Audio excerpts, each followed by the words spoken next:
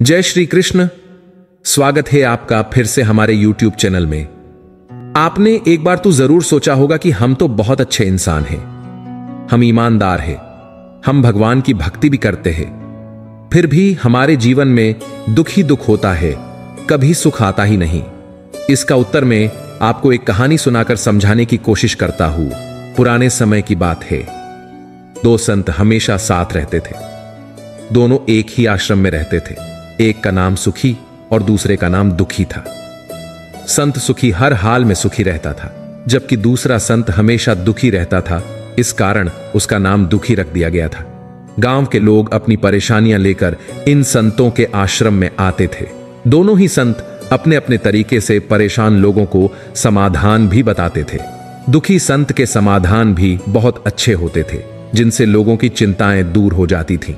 दोनों ही संतों की जीवन शैली भी एक समान थी, लेकिन विचार एकदम अलग थे। दुखी संत अपने दुखों का कारण समझ नहीं पा रहा था। एक दिन वह अपने गुरु के पास गया और उनसे यह प्रश्न पूछा कि लोगों ने मेरे चेहरे के हाव भाव को देखकर मेरा नाम ही दुखी रख दिया है। मैं भी संत सुखी की तरह ही दैनिक पूजा पाठ करता हूं, हर काम ईमानदारी से करता हूं, फिर भी मेरे जीवन में दुख ही दुख क्यों है? गुरु ने दुखी संत से कहा कि तुम दोनों एक जैसे काम करते हो, लेकिन दोनों के सुख दुख के भाव अलग अलग हैं। सुखी संत का मन हमेशा शांत रहता है, वह संतोषी है। उसे खुद पर भरोसा है कि वह बड़ी से बड़ी परेशानियों को आसानी दूर कर सकता है, इसीलिए हमेशा सुखी रहता है। जबकि तुम हर हाल में अशांत रहते हो, परिणाम को लेकर कभी भी संतुष्ट नहीं होते। तुम्हें खुद पर भरोसा ही नहीं है, इस कारण तुम दुखी रहते हो। इस कहानी से हमें यह सीख लेनी चाहिए कि मन की शांति और आत्मविश्वास ही व्यक्ति को बड़ी बड़ी परेशानियों से बाहर निकाल सकता है। जिन लोगों का आत्मविश्वास कमजोर होता है, वे हमेशा दुखी रहते हैं। इसीलिए हमें खुद पर भरोसा करना चाहिए और मन शांत रखकर काम करना चाहिए, तभी सफलता मिलती है और सुखी रह पाते हैं। दोस्तों, अच्छे लोग दूसरों के दुख में दुखी होते हैं। बुरे लोगों को बस अपनी चिंता होती है, इसीलिए उनके पास दुखी होने के कारण कम होते हैं। अच्छे लोग भोले भी होते हैं, ज्यादा दुनियादारी नहीं जानते, इसलिए कभी कभी धोखा भी खा जाते हैं। बुरे लोग हैं जो अच्छे लोगों के भोलेपन का फायदा उठाते हैं। अच्छे लोग नियम का पालन करते हैं, भले थोड़ी असुविधा हो जाए। बुरे लोग अपनी सुविधा के लिए नियमों को ताक पर रख देते हैं। अच्छे लोग सफलता पाने के लिए ईमानदारी से कड़ी मेहनत करते हैं। बुरे लोग शीघ्र सफलता पाने के लिए गलत रास्ते पर चल पड़ते हैं। कई धर्म और दार्शनिक प्रणालियां कर्म के सिद्धांत पर विश्वास करती हैं, जो कहती हैं कि हमारे वर्तमान जीवन में जो कुछ भी होता है वह हमारे पिछले कर्मों का परिणाम है। अच्छे लोग भी अपने पिछले कर्मों के कारण दुख भोग सकते हैं और बेईमान लोग अपने अच्छे कर्मों के परिणाम स्वरूप सुखी हो सकते हैं। धर्म सिखाते हैं कि यह जीवन एक परीक्षा है और असली न्याय या सजा अगले जीवन या मृत्यु के बाद के जीवन में मिलेगी। जैसे हिंदू धर्म में पुनर्जन्म और कर्म का सिद्धांत है, वहीं ईसाई धर्म में स्वर्ग और नर्क का सिद्धांत है। नैतिक लोग अक्सर उन सिद्धांतों और मूल्यों का पालन करते हैं जो त्वरित लाभ या सफलता की ओर नहीं ले जाते हैं। दूसरी ओर बेईमान लोग नैतिकता और कानूनों का उल्लंघन करके त्वरित लाभ कमा सकते हैं, जिससे वे बाहरी रूप से सुखी दिखाई दे सकते हैं। दोस्तों, अच्छे और बुरे अनुभव सभी को आते हैं। दुनिया में सब कुछ किसी न किसी हद तक संयोग और भाग्य पर निर्भर हो सकता है। संघर्ष भी जीवन का अनिवार्य भाग है और ये व्यक्ति की आत्मा और चरित्र को मजबूत बनाते हैं। इस दृष्टिकोण के अनुसार अच्छे लोग इन संघर्षों का सामना करके और अधिक सशक्त बनते हैं। कभी कभी हमें दूसरों की खुशियां और अपनी दुख अधिक दिखाई देती हैं। हम दूसरे लोगों के जीवन के सभी पहलुओं को नहीं देख सकते, इसलिए हमें ऐसा लगता है कि वे अधिक सुखी हैं। लग्जरी कार, मखमली गद्दे पर सोना, ढेर सारा पैसा, खूबसूरत औरतों का साथ, संतान का होना, नौकर चाकर की सेवा, ऊंचा नाम, क्या आप इसी सुख की बात कर रहे हैं? यह सुख आकाश में चमकने वाली बिजली के समान क्षणिक है। रावण, जो श्रेष्ठ शिल्पी विश्वकर्मा द्वारा निर्मित सोने की लंका में रहता था, नाना प्रकार के भोग और संसाधन उसके पास मौजूद थे। आकाश, पाताल और पृथ्वी के अधिकांश भागों पर उसका राज्य था। रावण सौंदर्य, रूप, कांति, यौवन, तप आदि से भरा हुआ था। तीनों लोकों की सुंदरतम स्त्रियां उसके महल में रहती थीं। कुबेर के समान उसके पास धन वैभव का भंडार था। नाती पोते सहित उसका विशाल परिवार था। रावण के भौह तनते ही देवताओं, राक्षसों और मनुष्यों में खलबली मच जाती थी। इसके विपरीत राम वनवासी स्त्री वियोग में दुखी और तमाम तरह के कष्ट सह रहे थे। वहीं रावण इधर उधर की स्त्रियों का अपहरण करके काम सुख भोगता था। लेकिन भविष्य किसका उज्जवल हुआ? राम का, न कि रावण का। पापी लोग भले ही बाहर से सुखी नजर आते हों, लेकिन वो अपनी नजरों में गिरे हुए होते हैं। मखमली बिछौने पर भी उन्हें नींद नहीं आती। सोते समय वो भविष्य की भयानक झलक सपने में देखते हैं। रावण हो या कोई अन्य पापी मनुष्य, इनका अंत बुरा ही होता है। कोई भी इन्हें पसंद नहीं करता। पापियों को उनकी हैसियत उनके घर वाले ही बता देते हैं। मान लीजिए आज कोई जवानी की जोश में खूब पाप कर रहा है, दूसरों को मार काट कर अपना घर भर रहा है, लेकिन जैसे ही वह कमजोर पड़ने लगेगा वैसे ही उसकी हालत एक कुत्ते के समान हो जाती है। घर में पड़ा रहेगा, उसकी संतान और पत्नी उसके कुकर्मों की याद उसे दिलाएंगे। वह सोते समय चौंक कर उठ जाएगा, क्योंकि सभी पाप उसे रह रहकर याद आते हैं। बुरे कर्म करने वाला बुढ़ापे में रोग और शोक से दुखी होकर रोता है, चीखता है, लेकिन कोई भी उससे सहानुभूति नहीं रखता। एड़ी घिस घिस कर मौत होती है। ये सब बातें मैं हवा में नहीं कर रहा। बड़े बड़े अत्याचारी शासकों से लेकर साधारण लोगों का अंत बुरा ही होता है।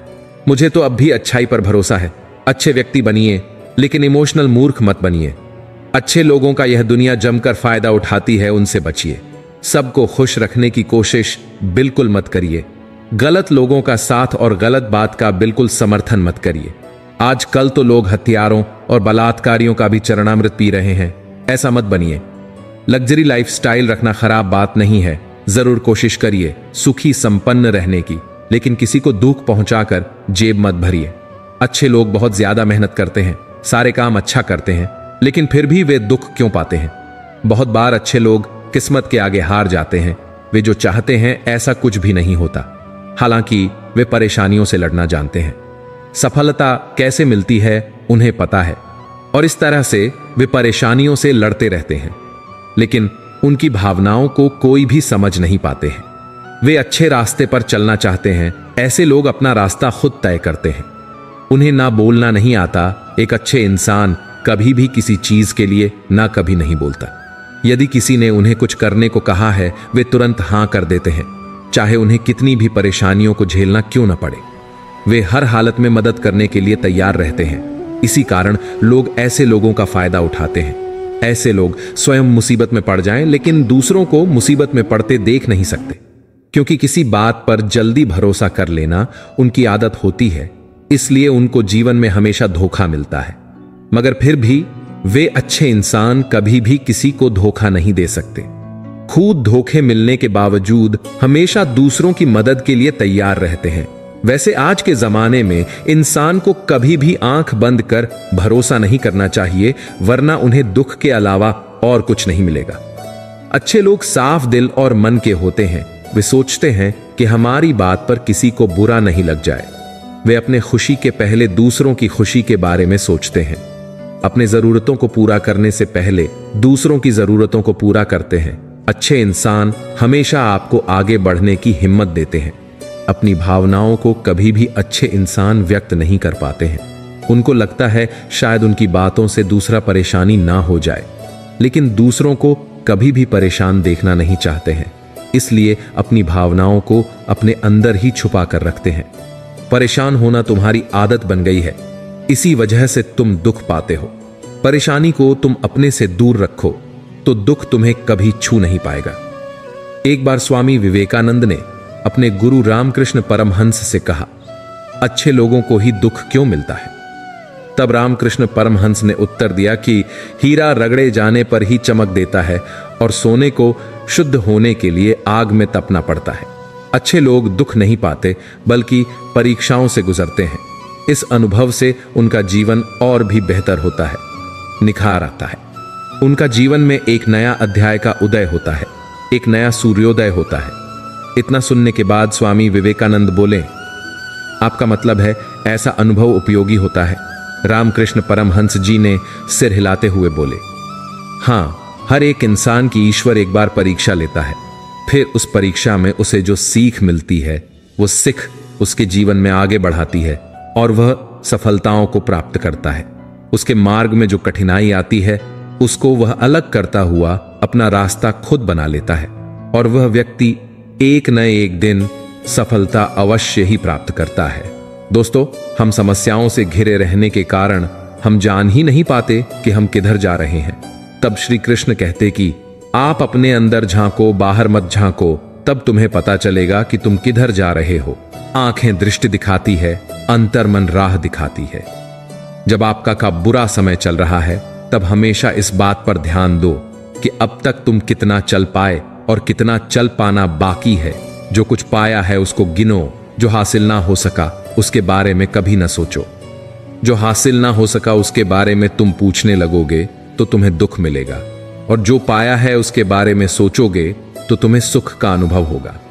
मुझे लोगों की यह बात हमेशा हैरान करती है कि जब लोग दुख में होते हैं, कष्ट में होते हैं, तो कहते हैं कि मुझे ही क्यों कष्ट मिल रहा है, भगवान मुझे ही क्यों दुख दे रहे हैं। लेकिन जब आनंद में रहते हैं, आनंद के सागर में डूबे रहते हैं, सुखी रहते हैं, तब वह क्यों नहीं कहते कि भगवान मुझे ही इतना सुख क्यों दिया है, दूसरों को भी देखें। सफलता को पाने के लिए किसी अफसोस के बिना अपने अतीत का सामना करो। पूरे आत्मविश्वास के साथ अपने वर्तमान को संभालो। निडर होकर तुम भविष्य की तैयारी करो, तब आप सफलता को अवश्य ही प्राप्त करोगे। जो लोग कहते हैं ना कि मैं रोज प्रार्थना करता हूं, आराधना करता हूं, रोज जो पूजा पाठ करता हूं, फिर भी मुझे दुख ही मिलता है, कभी सुख आता हूं नहीं, तब एक बात हमेशा याद रखना कि कोई भी सच्चे मन से करी गई प्रार्थना निष्फल नहीं जाती है। अपनी आस्था को बनाए रखो, डर का सामना करना सीखो। जीवन एक रहस्य है जिसे तुम्हें खोजना है। यह कोई समस्या नहीं जिसे तुम्हें सुलझाना है। तुम कभी भी पूजा पाठ करते हो, वह निष्फल नहीं जाएगा, किसी न किसी दिन उसका फल अवश्य मिलेगा। भगवान के घर देर है, अंधेर नहीं। मैंने देख है कि जो ज्यादा समझदार होते हैं वे ज्यादा सोचते हैं। वो समस्याओं या परिस्थितियों के बारे में साधारण लोगों से ज्यादा बातें सोच सकते हैं, जिसके चलते उनके दिमाग में बहुत सारी बातों और चिंताओं का जाल बन जाता है। जो लोग बुद्धिमान होते हैं वे अपने जीवन से संतुष्ट नहीं होते और हमेशा बेहतर संभावनाएं तलाशते रहते हैं, चाहे ये संभावनाएं जीवन से जुड़ी हों या रोजगार से। खासकर साधारण चीजों और बातों से उन्हें नफरत होती है, क्योंकि उनमें कुछ नया जानने, करने या समझने को नहीं होता। क्योंकि वे किसी ऐसे इंसान को मुश्किल से अपने आसपास पाते हैं जो उन्हें अच्छे से सुने और समझे। क्योंकि वे ऐसे खुद होते हैं तो वे तो ऐसा दूसरों के साथ करते हैं, पर जब दूसरे उनके साथ ऐसा नहीं करते तो उन्हें बुरा लगता है, इसलिए वे दुखी हो जाते हैं। उन्हें बातों में विश्लेषण और गहराई पसंद आती है, जो सबके बस की बात नहीं है। दोस्तों, दयालु स्वभाव के लोग दूसरों की मदद के लिए हमेशा तत्पर रहते हैं। इन्हें खुद के लिए कुछ करने से ज्यादा दूसरों के लिए कुछ करने में खुशी मिलती है। यही वजह होती है कि जहां जरूरत पड़ेगी एचने पर ये हर किसी के काम आते हैं, वहीं इनकी एक खास बात यह होती है कि किसी की मदद करने के लिए ये अपनी जरूरतों को दरकिनार करने से भी पीछे नहीं हटते। पर इनके दुख का कारण यह नहीं होता, बल्कि सामने वाले का स्वार्थी रवैया होता है।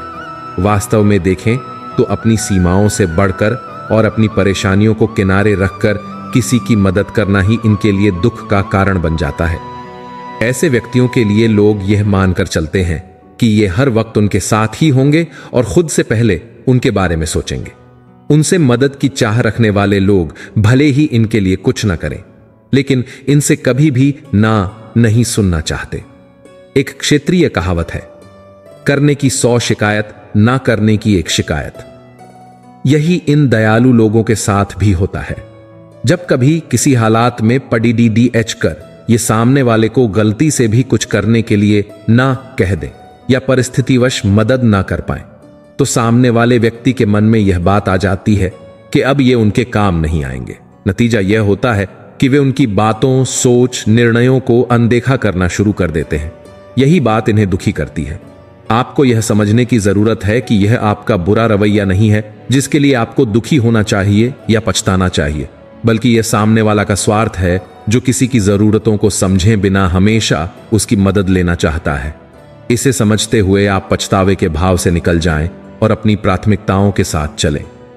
बार बार ऐसा होना आपका दिल दुखाएगा और हो सकता है मदद करने के अपने स्वभाव को ही आप गलत मानने लगें, जबकि ऐसा नहीं है। इसीलिए अपने दिल की सुने और अपने कड़ीडी डेचवे अनुभवों का प्रभाव अपने स्वभाव पर ना आने दें। दयालु लोगों में एक और जो बात होती है वह यह कि ये अपने लिए शायद ही कभी जी पाते हैं।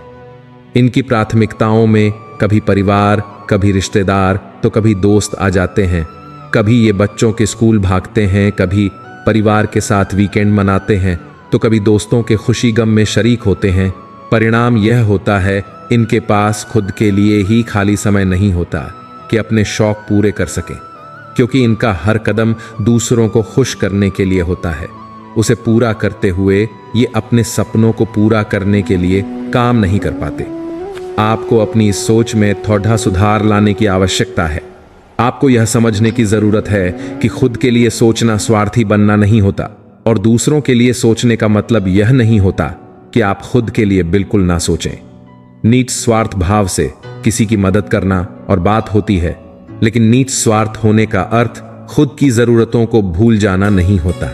आपको याद रखना चाहिए कि भगवान ने हर इंसान को शरीर और मन दिया है। इसकी जरूरतों और खुशियों का ख्याल रखना हर व्यक्तिगत इंसान की जिम्मेदारी होती है। अपनी इस जिम्मेदारी को पूरा करना गलती नहीं हो सकती। हां, स्वार्थी होने और जिम्मेदार होने के बीच का फर्क अवश्य समझ लें। कभी ऐसा नहीं होना चाहिए कि अपना हित साधने के लिए किसी अन्य का बुरा किया जाए, या समर्थ होते हुए भी जरूरत में किसी के काम ना आए तो यह स्वार्थ ही कहलाएगा। तीसरी और एक बहुत जरूरी चीज जो है वह है उम्मीद रखना। आपने किसी की मदद इसलिए नहीं की ताकि वह बदले में आपकी भी मदद करे, या आपको सम्मान दे, या आपके बारे में सोचे। आपका दिल और दिमाग ऐसा करना सही मानता है, इसलिए आपने वह किया। फिर अगर बाद में आपके उस काम को पहचान या सम्मान नहीं मिला तो आपको दुखी नहीं होना चाहिए। अगर ऐसा है तो यह दिखाता है कि उन कामों के बदले आप भी कोई इच्छा रख रहे हैं, और यही इस जगह आपके दुख का कारण बनता है। आपको यह समझने की जरूरत है कि सक्षम होते हुए किसी के लिए कुछ करना, यहां तक कि अगर आपने अपने विवेक के साथ किसी के लिए कोई त्याग किया तो वह भी आपने अपना नैतिक कर्तव्य और इंसानी धर्म पूरा किया है। संभव है भविष्य में आपको इसका पुरस्कार मिले, लेकिन इसके लिए आपको किसी अच्छे परिणाम की उम्मीद नहीं करनी चाहिए। गीता के वह उक्ति याद रखें, कर्म करो, फल की चिंता मत करो। यह वह राह है जो हर हाल में आपको दुखी नहीं होने देगा। आप बहुत अच्छे हैं, फिर भी आप इस दुविधा में हैं कि सभी लोग आपको पसंद क्यों नहीं करते। हर किसी को अपने जीवन में शामिल होने की अनुमति देना ही आपकी सबसे बड़ी गलती साबित हो सकती है। दूसरे लोग तभी आपके लिए कुछ सोचेंगे, आपको महत्व देंगे, जब आप स्वयं को अहमियत देने लगेंगे। क्या कभी आपने ऐसा महसूस किया है कि जिस व्यक्ति से आप वार्तालाप कर रहे हैं या जिनसे मिलने के लिए आप आए हैं, उनके सामने होते हुए आपको कुछ अजीब सा महसूस हो रहा है? आपको अपने आसपास नकारात्मक ऊर्जा का अनुभव हो रहा है? आपका कोई नजदीकी व्यक्ति जिसके लिए आप बहुत कुछ करते हैं, आपके सामने दुख भरी बातें करता है, आपसे शिकायतें करने लगता है, और आप बस यही सोचते रह जाते हैं कि उनके भीतर आपके लिए इतनी निगेटिविटी आई कहां से। आप उनका दुख महसूस करने लगते हैं और ना चाहते हुए भी उनकी शिकायतों और परेशानियों को अपने ऊपर हावी होने देते हैं। फिर भी आप सामने वाले से बात तो कर रहे हैं, पर न जाने क्यों उस व्यक्ति के संबंध में आपको कुछ सही नहीं लगता। आप बस यही सोचने लगते हैं कि कैसे जल्दी से जल्दी आपकी यह मुलाकात समाप्त हो।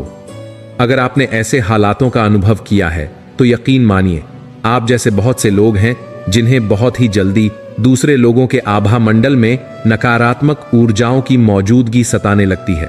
भले ही आपका उस व्यक्ति या उस व्यक्ति से जुद्धी नकारात्मकता से कोई लेना देना ना हो, लेकिन ऐसी ऊर्जाएं आपके लिए किसी जहर से कम नहीं हैं, जिनसे जल्द से जल्द छुटकारा पाया जाना ही सही विकल्प है। आप बहुत अच्छे हैं, फिर भी आप इस दुविधा में हैं कि सभी लोग आपको पसंद क्यों नहीं करते। हर किसी को अपने जीवन में शामिल होने की अनुमति देना ही आपकी सबसे बड़ी गलती साबित हो सकती है। दूसरे लोग तभी आपके लिए कुछ सोचेंगे, आपको महत्व देंगे, जब आप स्वयं को अहमियत देने लगेंगे। क्या कभी आपने ऐसा महसूस किया है कि जिस व्यक्ति से आप वार्तालाप कर रहे हैं या जिनसे मिलने के लिए आप आए हैं, उनके सामने होते हुए आपको कुछ अजीब सा महसूस हो रहा है। आपको अपने आसपास नकारात्मक ऊर्जा का अनुभव हो रहा है। आपका कोई नजदीकी व्यक्ति जिसके लिए आप बहुत कुछ करते हैं, आपके सामने दुख भरी बातें करता है, आपसे शिकायतें करने लगता है और आप बस यही सोचते रह जाते हैं कि उनके भीतर आपके लिए इतनी निगेटिविटी आई कहां से। आप उनका दुख महसूस करने लगते हैं और न चाहते हुए भी उनकी शिकायतों और परेशानियों को अपने ऊपर हावी होने देते हैं। फिर भी आप सामने वाले से बात तो कर रहे हैं, पर न जाने क्यों उस व्यक्ति के संबंध में आपको कुछ सही नहीं लगता। आप बस यही सोचने लगते हैं कि कैसे जल्दी से जल्दी आपकी यह मुलाकात समाप्त हो। अगर आपने ऐसे हालातों का अनुभव किया है तो यकीन मानिए, आप जैसे बहुत से लोग हैं जिन्हें बहुत ही जल्दी दूसरे लोगों के आभा मंडल में नकारात्मक ऊर्जाओं की मौजूदगी सताने लगती है। भले ही आपका उस व्यक्ति या उस व्यक्ति से जुड्ढी नकारात्मकता से कोई लेना देना ना हो, लेकिन ऐसी ऊर्जाएं आपके लिए किसी जहर से कम नहीं है, जिनसे जल्द से जल्द छुटकारा पाया जाना ही सही विकल्प है। चलिए जानते हैं, अन्य लोगों की वजह से आपको प्रभावित करने वाली नकारात्मक ऊर्जाओं से पीछा कैसे छुड़ाया जा सकता है। आप बहुत अच्छे हैं, फिर भी आप इस दुविधा में हैं कि सभी लोग आपको पसंद क्यों नहीं करते। ऐसा इसलिए क्योंकि ऐसा कोई नियम नहीं है कि सभी आपको पसंद करें, सभी आपसे दुलार करें। इस पृथ्वी पर प्रत्येक प्राणी अलग अलग उद्देश्यों के साथ रहता है और उन्हीं उद्देश्यों की पूर्ति के लिए ही वह दूसरे लोगों से वास्ता रखता है। सबसे पहले आप खुद से प्रेम करना सीखिए। सभी परेशानियां अपने आप हल हो जाएंगी। आपको सामने वाले व्यक्ति का स्वभाव पसंद नहीं, उनका चरित्र आपको सही नहीं लगता, तो एक बात आपको समझ लेनी चाहिए कि जिस तरह आप सभी को एक साथ खुश नहीं रख सकते, उसी तरह सभी के निगेटिव व्यवहार को भी आप सही नहीं कर सकते। खुद को नकारात्मकता से दूर रखिए, बस यही एक विकल्प है। हर किसी को अपने जीवन में शामिल होने की अनुमति देना ही आपकी सबसे बड़ी गलती साबित हो सकती है। आपके आसपास के लोग ही आपकी खुशियों और तकलीफों का कारण बनते हैं। आपको अपने मन मस्तिष्क को एक पवित्र स्थल की तरह समझना चाहिए, जहां सिर्फ वही लोग प्रवेश पा सकते हैं जिनके विचार, उद्देश्य और मंतव्य स्वच्छ और पवित्र हों। अगर आपने अपने मस्तिष्क और हृदय का द्वार सभी के लिए खुला रखा, तो इसका खामियाजा आपको ही चुकाना होगा। आपको सबसे पहले इस बात को समझना और भली प्रकार ग्रहण कर लेना चाहिए कि दूसरों की बातों पर ध्यान देकर आप उन्हें खुद को प्रभावित करने की ऊर्जा प्रदान कर रहे हैं। इसलिए खुद की अहमियत को समझें और दूसरों की बातों से प्रभावित होकर अपना जीवन व्यतीत ना करें। प्रकृति के पास आपकी हर तकलीफ, हर परेशानी का हल है। इसलिए कुछ समय अपने लिए निकालें और प्रकृति के बीचों बीच जाकर ध्यान करें। ऐसा करने से आपको मानसिक शांति का अनुभव होगा। जिस तरह एक तितली बिना किसी परेशानी और रोक टोक के खूबसूरत फूलों पर विचरण करती है, सिर्फ खूबसूरती को ही अपनी मंजिल बनाती है, उसी तरह आप भी केवल अच्छी और खूबसूरत बातों पर ही अपना ध्यान केंद्रित कर अपनी मंजिल की तलाश में जुट जाएं। अगर आप किसी अन्य व्यक्ति, चाहे वे आपके कितने ही निकट क्यों ना हो, से कोई उम्मीद रखते हैं कि वो आपके लिए कुछ करेगा, तो ध्यान रखिए कि ऐसा सोचते हुए आप अपनी अहमियत को गंवाते हैं। दूसरे लोग तभी आपके लिए कुछ सोचेंगे, आपको महत्व देंगे, जब आप स्वयं को अहमियत देने लगेंगे। आपको एक बात जरूर याद रखनी चाहिए कि आप किसी दूसरे की नहीं, बल्कि खुद अपनी जिम्मेदारी है।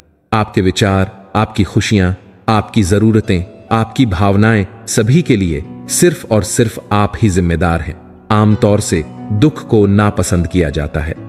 लोग समझते हैं कि पाप के फल स्वरूप अथवा ईश्वरीय कोप के कारण दुख आता है, परंतु यह बात पूर्ण रूप से सत्य नहीं है।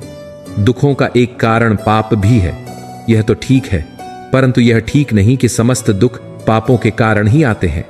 बहुत बार ऐसा होता है कि मनुष्य दुखी अपने प्रारब्ध के कारण होता है। प्रारब्ध में वे सभी कर्म आते हैं जिनसे पूर्व जन्म में हमने किसी को दुख पहुंचाया होता है। दूसरा कारण क्रियमाण है। ये वे कारण है जिनका फल प्राय साथ साथ या मनुष्य को इसी जन्म में भोगना पड़ता है।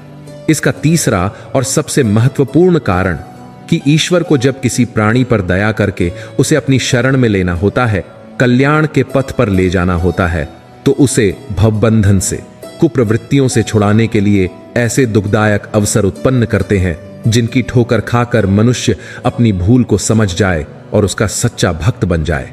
सांसारिक मोह, ममता और विषय वासना का चस्का ऐसा लुभावना होता है कि उसे साधारण इच्छा होने से छोड़ा नहीं जा सकता। एक हल्का सा विचार आता है कि जीवन जैसी वस्तु का उपयोग किसी श्रेष्ठ काम में करना चाहिए, परंतु दूसरे ही क्षण ऐसी लुभावनी परिस्थितियां सामने आ जाती हैं जिसके कारण वह विचार धूमिल पड़ जाता है और मनुष्य जहां का तहां आकर फिर से खडीडीहा हो जाता है। इस प्रकार के कीचड़ीडीहा से निकलने के लिए भगवान अपने भक्त को झटका देते हैं, सोते हुए को जगाने के लिए बद्धे जोर से झकझोरते हैं। यह झटका ही हमें दुख जैसा प्रतीत होता है। गंभीर बीमारी, परम प्रिय स्वजनों की मृत्यु, विश्वसनीय मित्रों द्वारा अपमान या विश्वासघात जैसी दिल को चोट पहुंचाने वाली घटनाएं इसलिए भी आती है कि उनके जबरदस्त झटके के आघात से मनुष्य तिलमिला जाए और सजग होकर इस संसार से मोह को तिलांजलि दे दे। भगवान अपने भक्तों को कष्ट देते ही इसलिए है जिससे वे यह समझ सकें कि कौन उनके सच्चे भक्त है। आज हर इंसान सुख की तलाश में है। छोटी सी खुशी पाने के लिए इंसान क्या कुछ नहीं करता। इससे यह बात साबित होती है कि दुनिया में दुख मौजूद है।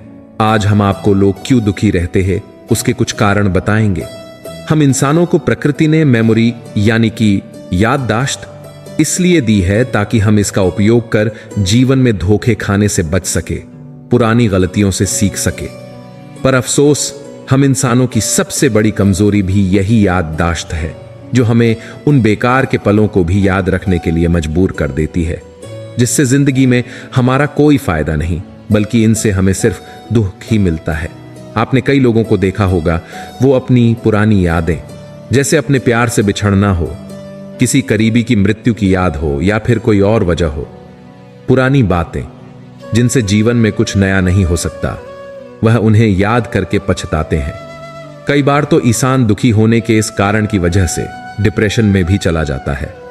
खाली दिमाग, शैतान का घर, हम ये बचपन से सुनते आए हैं और वास्तव में जब आप खाली बैठे रहते हैं तो बेमतलब के विचार आपके मन पर हावी रहते हैं। इसलिए जो लोग काम से जी चुराते हैं, आलस करते हैं, उन्हें जो खाली समय मिलता है यही उनकी जिंदगी का बुरा समय भी होता है। अतः अगर आप किसी सही काम में डूबे हुए नहीं हैं तो सबसे बड़ा घाटा आपको यही होगा कि मन को बेचैन करने वाले विचार आएंगे जिससे अंततः आपको दुख ही मिलेगा। अच्छी संगति से मतलब अच्छे लोग ही नहीं है बल्कि हर वह वस्तु या व्यक्ति जिसके करीब जाने से आपका मन अच्छा होता हो, वही आपके लिए सत्संगति है। अगर आप ऐसे लोगों के साथ रहते हैं जो एक दूसरे की बुराई से खुश रहते हैं, जीवन में आगे बढ़ने की, कुछ बेहतर करने की बातें नहीं करते और सही काम करने वाले की टांग खींचते हैं, तो ऐसा कोई भी व्यक्ति चाहे आपके परिवार में हो या कोई रिश्तेदार या दोस्त हो, ऐसे लोगों से दूर हो जाइए। और अगर कोई अच्छा दोस्त न मिले तो किताबें हैं, उनकी संगति करिए। विवेकानंद, गौतम बुद्ध को पढ़िए, गीता पढ़िए, फिर आपको खुश रहने के लिए किसी इंसान की जरूरत नहीं रहेगी। हम इंसान दूसरों से कम या ज्यादा उम्मीदें तो रखते ही हैं, चाहे पैसे के रूप में हो या प्रेम या सम्मान के रूप में या फिर छोटे मोटे कार्यों के लिए।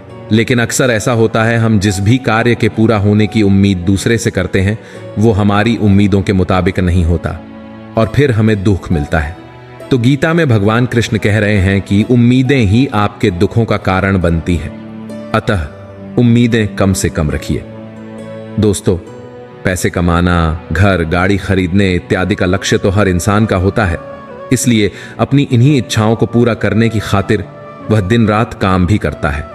लेकिन हम ऐसे लक्ष्य की बात कर रहे हैं जो ऊंचा हो, यानी जिसमें आपका ही नहीं अपितु इस समाज का, संसार का भला हो जितने भी महापुरुष हुए जीवन में उनका बड़ा लक्ष्य था, यही कारण था कि वो हम आम लोगों की तरह कभी दुखी नहीं दिखाई दिए। हम भारतीय लोग एक स्क्रिप्टेड लाइफ जीते हैं, यानी ऐसी जिंदगी जिसमें पहले से ही जीवन तय हुआ रहता है। पैदा हुए, पढ़ाई, नौकरी, शादी, बच्चे और फिर जीवन खत्म। जिंदगी के अनमोल दिनों को ज्यादातर लोग ऐसे ही बिताते हैं और उनका जीवन निराशा और हताशा से भरा होता है। तो अगर आप जीवन में खुशहाली और उमंग लाना चाहते हैं तो पूछें खुद से, क्या आप कुछ ऐसा सीख रहे हैं या नया ट्राई कर रहे हैं? अगर आप कोई स्पोर्ट्स नहीं खेलते, कोई नई आर्ट, कला नहीं सीखते, कुछ नया करने से हिचकते हैं, तो फिर एक घुटा हुआ जीवन जीने के लिए तैयार रहें। बचपन से ही हमें इस तरह के संस्कार परिवारों में दिए जाते हैं, जिससे हम बड़े होकर अपने परिवार या अन्य कुछ खास लोगों की उम्मीदों को पूरा करते हुए जीवन जिए। पर एक समय आता है जब इंसान पाता है इन जिम्मेदारियों को ढोते ढोते उसका खुद का ही जीवन घिसा जा रहा है। तो इस बात में कोई शक नहीं कि आपको प्रेम पूर्वक अपने परिवार का ख्याल रखना चाहिए, पर ध्यान दें, यह सब एक लिमिट में हो। अगर इससे बाहर होता है तो वही लोग आप पर हावी रहेंगे और उनकी उम्मीदों को पूरा करते हुए कहीं आपके जीवन का यही कीमती समय बेकार न चला जाए। दुखी होने के प्रमुख कारणों में से एक है दूसरे पर निर्भरता।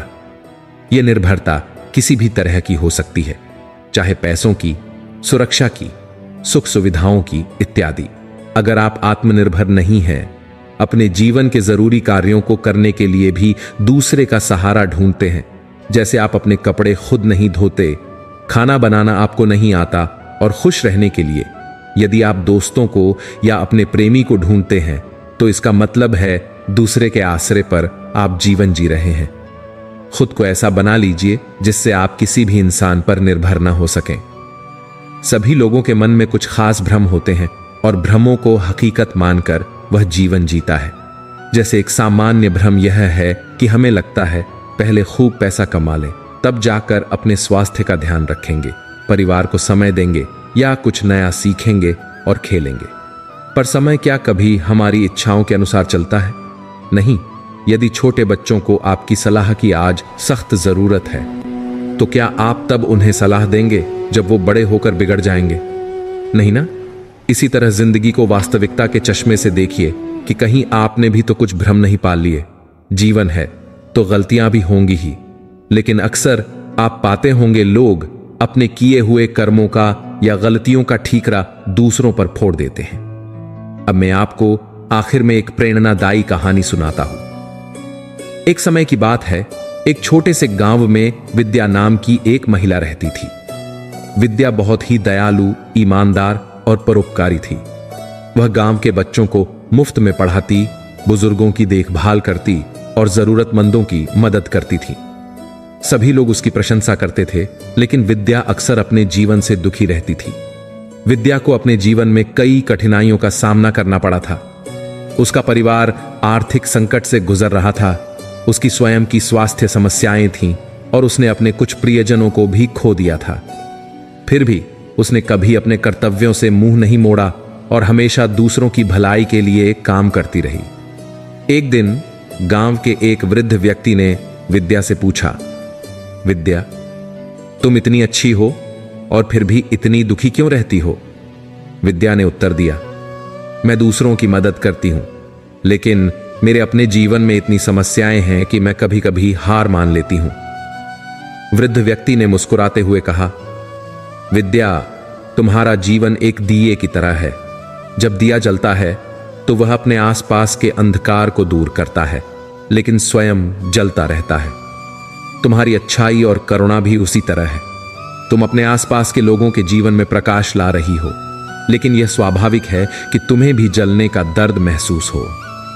वृद्ध व्यक्ति की यह बात सुनकर विद्या को एक नई प्रेरणा मिली। उसने सोचा कि यदि उसकी अच्छाई और करुणा दूसरों के जीवन को बेहतर बना रही है, तो यह उसका सौभाग्य है। उसने अपने दुख को सहर्ष स्वीकार कर लिया और उसे अपनी ताकत बना लिया। दोस्तों, विद्या की यह कहानी हमें सिखाती है कि अच्छे लोग अपने दुख और कठिनाइयों के बावजूद दूसरों के जीवन में प्रकाश लाते हैं। उनके दुख का कारण उनकी संवेदनशीलता, उच्च नैतिकता और दूसरों की भलाई के लिए त्याग होता है। हमें यह समझना चाहिए कि अच्छे लोग अपने दुखों को सहन करके भी समाज को बेहतर बनाने का प्रयास करते हैं और यह उनकी सबसे बड़ी ताकत है। अंततः अच्छे लोगों का दुखी होना उनके जीवन की चुनौतियों का परिणाम हो सकता है, लेकिन उनकी अच्छाई और करुणा उनके जीवन को सार्थक बनाती है। मैं उम्मीद करता हूं आपको इस वीडियो से जरूर कुछ ना कुछ प्रेरणा मिली होगी। दोस्तों, अगर वीडियो अच्छा लगा हो तो वीडियो को लाइक, शेयर और चैनल सब्सक्राइब कर देना।